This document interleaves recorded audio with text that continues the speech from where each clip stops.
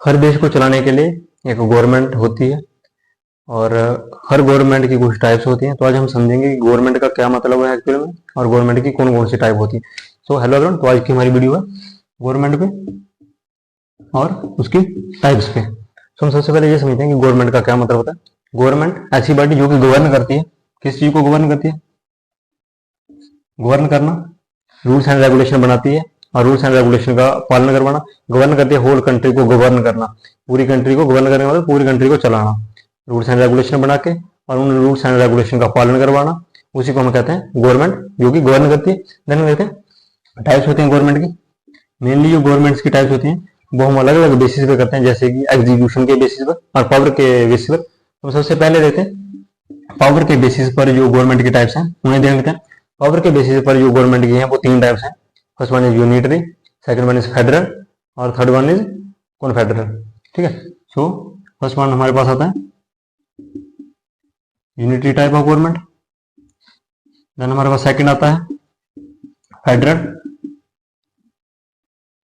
Federal type आ गई। और third हमारे पास आता है कॉन्फेडरल, कॉन्फेडरल टाइप। हम वन वन देते हैं यूनिटरी क्या होता है, फेडरल क्या होता है और कॉन्फेडरल क्या होता है। यूनिटरी टाइप ऑफ गवर्नमेंट में हम देखते हैं यूनिटरी जो टाइप है गवर्नमेंट की, उसमें क्या होता है, जो पावर है वो सारी पावर सेंटर के पास होती है। जैसे कि हमने पिछली वीडियो में देखा, ठीक है, कि जो पावर है वो सेंटर और स्टेट में डिवाइड होती है।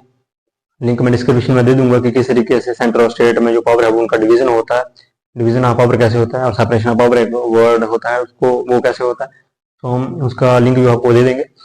सो यूनिटरी टाइप गवर्नमेंट जो है उसमें जो पावर है उसका डिवीजन नहीं होता। मेनली जो पावर है वो किसके पास रहती है, सेंटर के पास सारी पावर होती है और स्टेट के पास पावर नहीं होती।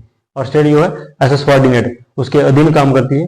सो यूनिटरी टाइप में क्या होता है कि पावर जो है वो सारी किसके पास, सेंटर के पास पावर है और जो स्टेट्स हैं उनके पास पावर नहीं है, और उनको क्या हो, वो जो स्टेट के जो सेंटर है, सेंटर के अंडर जो स्टेट है वो सारा काम करेंगे, उसको हम बोलते हैं unitary type.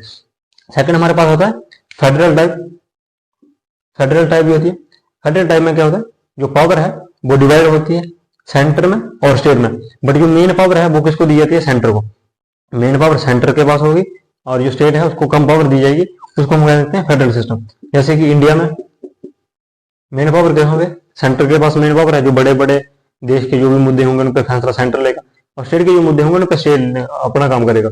So second one is state. और इंडिया के पास जो है सेंटर के पास कुछ पावर है और कुछ पावर स्टेट्स के पास है।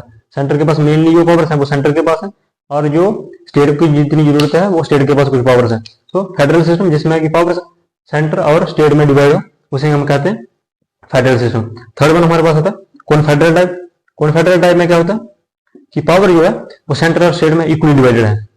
सेंटर और स्टेट में इक्वली जो पावर्स हैं वो डिवाइडेड है। सेंटर और एंड स्टेट में पावर जो है वो इक्वली डिवाइडेड है। तो अगर पावर इक्वली डिवाइडेड है सेंटर और स्टेट में, तो इसका मतलब क्या हुआ कि जितनी पावर सेंटर के पास है उतनी पावर स्टेट के पास है। तो ऐसा देश जिसमें जिसकी कॉन्फेडरल टाइप हो वो ज्यादा मजबूत नहीं होता, क्योंकि स्टेट अपने फैसले खुद लेगा और सेंटर अपने फैसले खुद लेगा।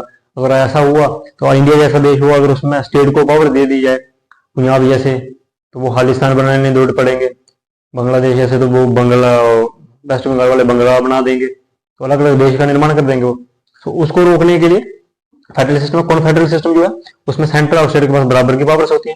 फेडरल सिस्टम में जो पावर्स है मेनली सेंटर के पास होती है और कुछ पावर्स स्टेट के पास डिस्ट्रीब्यूट होती है। और यूनिटरी में हम देखते हैं टोटल पावर जो है वो कहाँ पे होती है, सेंटर के पास, स्टेट के पास कोई पावर नहीं होती। इंडिया जो है एक्चुअली में मिक्सचर है, यूनिटरी 20% यूनिटरी है और 80% वो फेडरल है। 20% यूनिटरी और 80% फेडरल। यूनिटरी इसलिए कि ताकि जो मेनली पावर है वो सेंटर के पास रहे, और फेडरल इसलिए कि कुछ पावर जो है वो स्टेट को दी जाए। जैसे कि फेडरल सिस्टम में हम देखें तो मेनली जो पूरी तरीके से फेडरल है वो है यूएसए। मेनली पावर जो सेंटर के पास है और स्टेट के पास कुछ अपनी पावर्स है। ठीक है, कॉन्फेडरल जो देश होते हैं इनकी जो स्टेट्स होती हैं वो कभी भी खुद से अलग हो सकती हैं अपनी मर्जी से, और कभी भी देश में जुड़ सकते हैं। लेकिन इंडिया जो है, हम जैसे कि इंडिया का पहला आर्टिकल देखते हैं और फर्स्ट जो है इंडिया यूनियन ऑफ टेरिटरीज में देखते हैं हम। ठीक है, पहला आर्टिकल यही है, उसमें ही दिया हुआ है India is union of states, जो पहला उसका पार्ट है। तो India is union of state है और article India that is Bharat.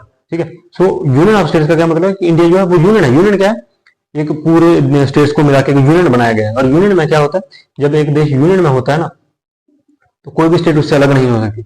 जैसे कि यूएसए फेडरल स्टेट है, तो ऐसा नहीं है कि वो अलग हो सकती है, लेकिन अगर वो अलग होना चाहें तो पॉसिबिलिटी है, हायर चांस है कि वो अलग हो सकते हैं।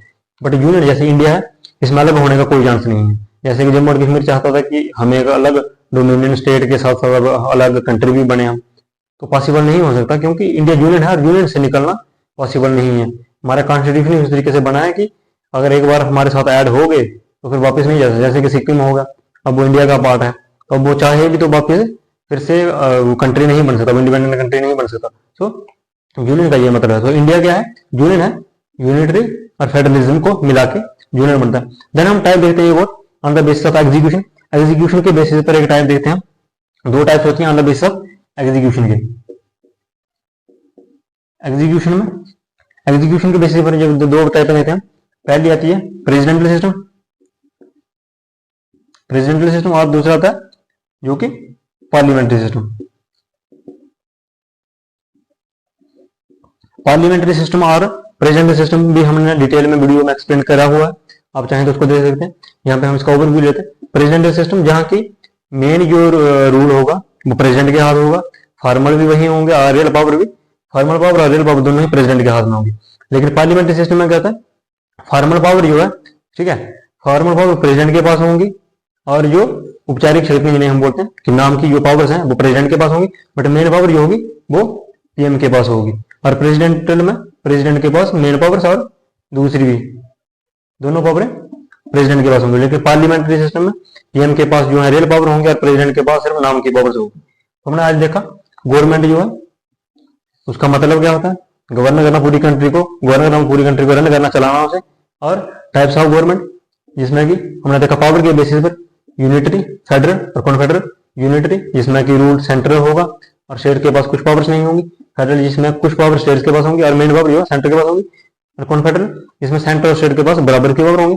देन हमने देखा एग्जीक्यूशन के बेसिस पर गवर्नमेंट का जो है, ठीक है, टाइप्स प्रेसिडेंट और पार्लियामेंट। प्रेसिडेंट सिस्टम में जिसमें कि प्रेसिडेंट के पास सारी पावर्स होंगी। पार्लियामेंट्री सिस्टम में जिसके पास की प्रेसिडेंट के पास पावर होंगी लेकिन नाम की पावर होंगी और मेन पावर किसके पास होंगी, प्राइम मिनिस्टर के पास होंगी। तो आज की वीडियो में इतना रखते हैं। जय हिंद, जय भारत।